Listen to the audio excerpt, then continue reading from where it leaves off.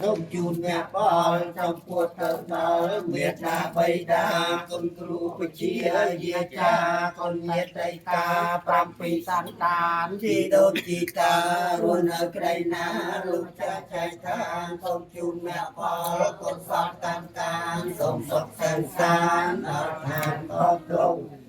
យ៉ាងកៃជាកុសលកម្មងតាតាពាំងកិរិយ៉ាងមេត្តាយេនវិជាមេនសាទិកសេសុខកាំកកម្មយេសត្តាសញ្ញិណោអន្តយេកសត្តា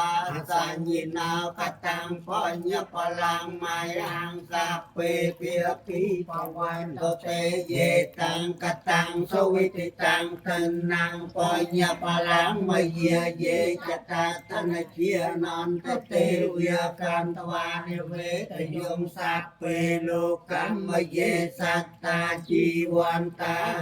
រេតតាមលញ្ញាំពុជនាងសាពេលភន្តមេមចេតសា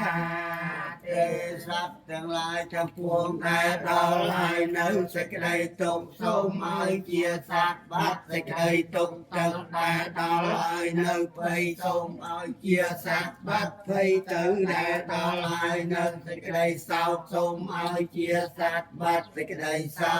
កទៅអសូមអនុមោទនា